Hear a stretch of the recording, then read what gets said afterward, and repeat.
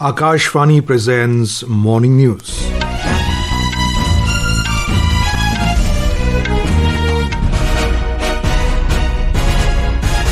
Good morning, I'm Abhishek Mukhopadhyay. The headlines. President Draupadi Murmu to address the nation today on the eve of the 79th Independence Day. India achieves landmark milestone of 100 gigawatt of solar photovoltaic modules manufacturing capacity.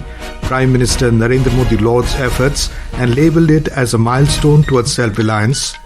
Uttarakhand approves 10% horizontal reservation for direct recruitment in government services to former Agniveers. 3-judge Supreme Court bench to take up stray dog issue from the Delhi NCR region today. And IMD forecasts very heavy rainfall over Jammu and Kashmir, Himachal Pradesh and coastal Andhra today.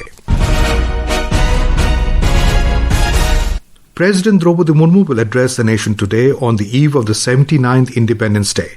The address will be broadcast from 7 in the evening on the entire national network of Akashvani and telecast over all channels of Doordarshan in Hindi, followed by the English version.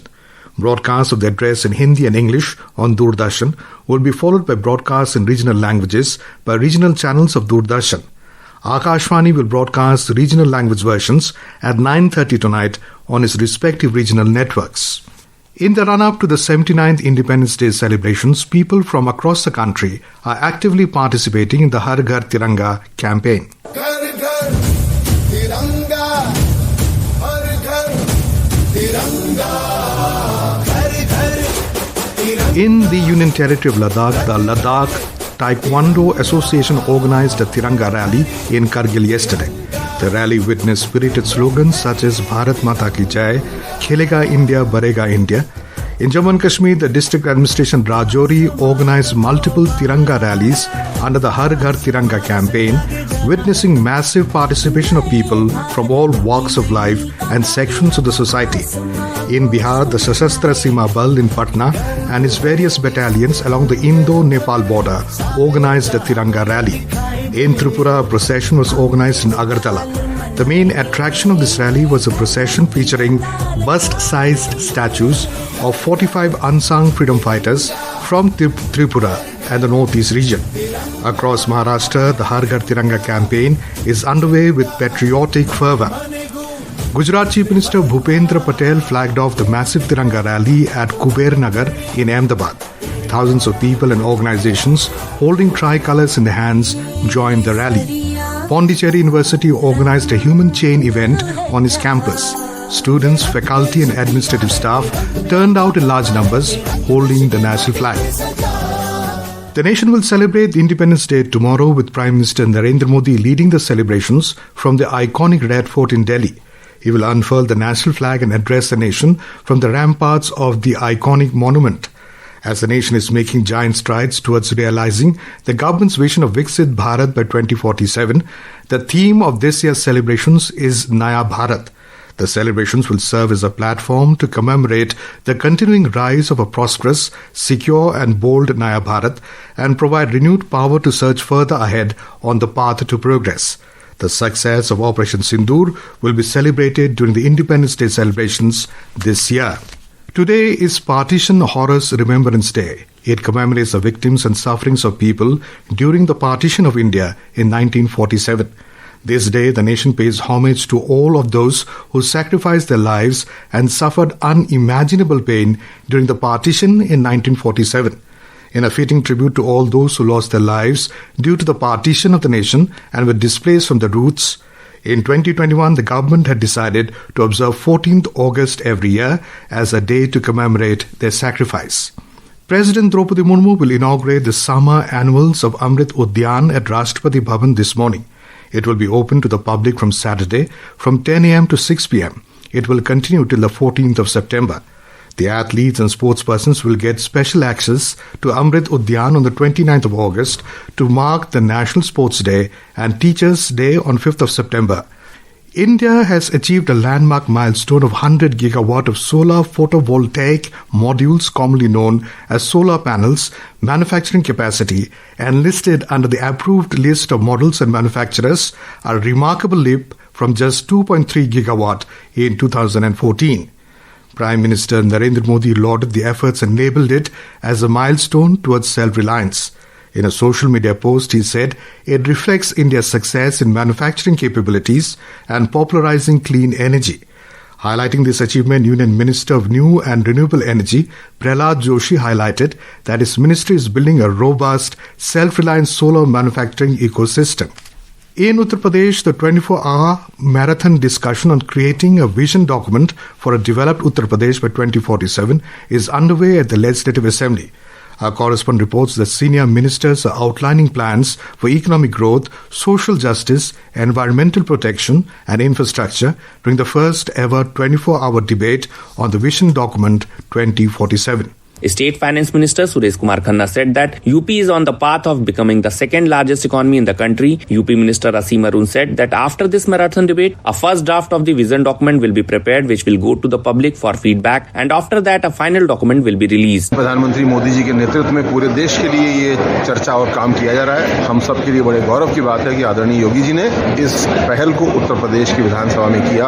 मैं समझता हूँ हमारी पहली विधानसभा है जो ऐसी चर्चाओं को आगे बढ़ा रही है। During the marathon discussion, Senior Minister highlighted the achievements of the government in various fields and reaffirmed their commitment to make UP the most developed state of the country by 2047. The 24-hour discussion will conclude around 11 a.m. today. Om Awasthi, Akashvani News, Lucknow.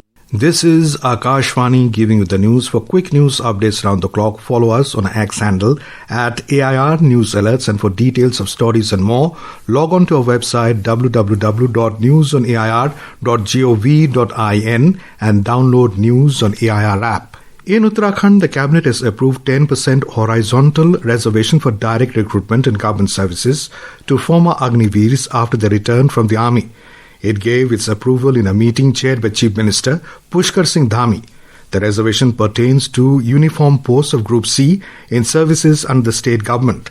Former Agniveers will be exempted from the physical efficiency test in the direct recruitment and also be given relaxation in the maximum age limit. The Uttarakhand Cabinet also approved the Uttarakhand Freedom of Religion Amendment Bill 2025, introducing stringent provisions to curb illegal religious conversions. During the upcoming monsoon session, beginning on August 19th, the government will introduce the bills in the State Assembly. The Supreme Court's recent order on the stray dog menace in Delhi NCR will be re-examined. The Chief Justice of India, CJI, has constituted a 3-judge bench comprising Justices Vikram Nath, Sandeep Mehta and N.V. Anjaria for the same. A hearing on the matter will take place today. Earlier yesterday, CJI B.R. Gavai had said he would examine the ongoing issue relating to community dogs after an advocate mentioned the matter, saying different benches of the Supreme Court have issued conflicting directions. The bench has mandated relocating strays to shelters and prohibiting their release back into public spaces. Chief Economic Advisor V. Ananta Nageshwaran has said that the impact of recent US tariffs on Indian exports will be short-lived, easing within 1 or 2 quarters. Speaking in Mumbai yesterday, he noted that sectors such as gems and jewelry, shrimps and textiles are facing the initial brunt, but the long-term impact on the economy will be limited. Urging patience, he stressed that the government is aware of the situation and has already begun conversations with impacted sectors. Union Minister of Textiles Giriraj Singh held a meeting with the industry leaders to tackle global trade headwinds in New Delhi. In the meeting, Mr. Singh reviewed the evolving global trade situation. He said that despite global challenges, the Indian textile industry will achieve a target of $100 billion in exports by 2030. The meeting also included the announcement of reciprocal tariffs by the United States and to chart a confident future-oriented strategy for the sector. The Indian Meteorological Department IMD has forecast very heavy rainfall over Jammu and Kashmir, Himachal Pradesh, East Madhya Pradesh, Vidarbha region and coastal Andhra today. It said heavy rainfall is expected over Uttarakhand during the next 5 days. Similar conditions are likely to be experienced in isolated pockets of Punjab, Haryana, Chandigarh and Uttar Pradesh till Saturday. Meanwhile, Delhi and its adjoining areas woke up to light rainfall and thunderstorm this morning. In Himachal Pradesh, landslides have blocked 2 national highways and 323 link roads to traffic at various places. Our correspondent reports that cloudburst incidents were reported at 3 locations in the state yesterday, disrupting normal life.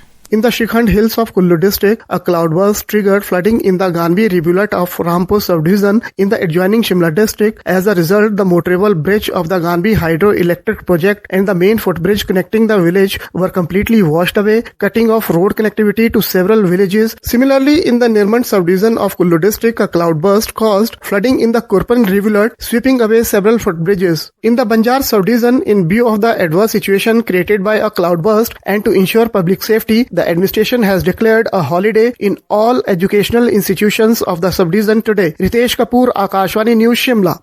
Weather Department has predicted continuous rainfall in the state till Sunday, issuing an orange alert for heavy to very heavy rainfall today in Chamba, Kangra and Mandi. Heavy rains coupled with the flood inflows lashed many places across Andhra Pradesh yesterday, disturbing normal life.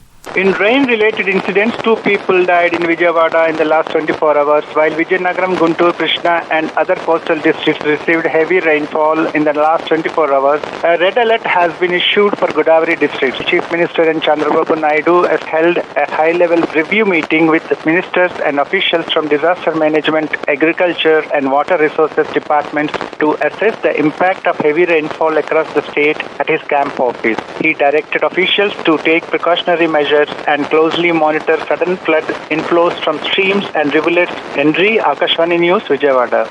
In neighbouring Telangana, heavy rain caused disruption to flight operations at the Rajiv Gandhi International Airport. Airport authorities informed that 8 flights were cancelled. The 11 flights were rerouted to airports in Vijayawada, Bengaluru and Tirupati before being cleared to land in Hyderabad once weather conditions improved. More than 127 millimeters of rainfall was recorded in Bhadradri, Kothagudam district. Haryana's young boxing brigade delivered a stunning all-round performance at the sub-junior under-15 boys and girls national championships, clinching the overall team titles in both categories in Greater Noida yesterday.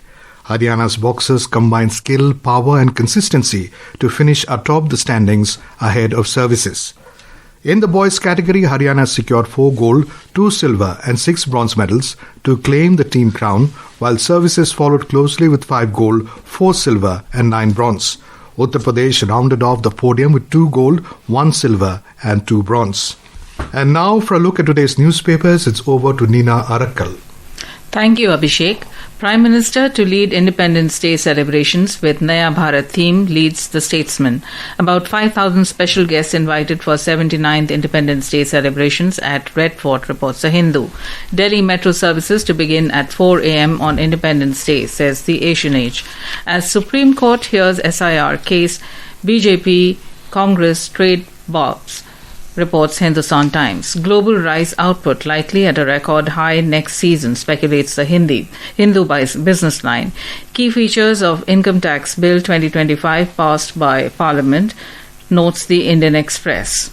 Government to allow private companies to mine uranium, informs the Financial Express.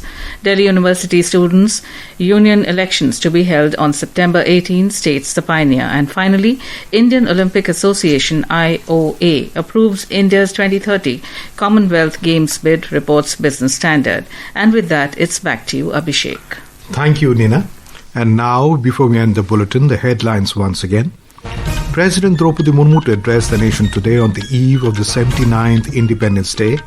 India achieves landmark milestone of 100 gigawatt of solar photovoltaic modules manufacturing capacity. Prime Minister Narendra Modi lauds efforts and labelled it as a milestone towards self-reliance. Uttarakhand approves 10% horizontal reservation for direct recruitment and carbon services to former Agniveers. 3-judge Supreme Court bench to take up stray dog issue from the Delhi NCR region today. And IMD forecasts very heavy rainfall over Jammu and Kashmir, Himachal Pradesh and coastal Andhra today. And for details of these stories and more, log on to our website www.newsonair.gov.in and News on AIR app. And with that, we end the morning news. Have a nice day.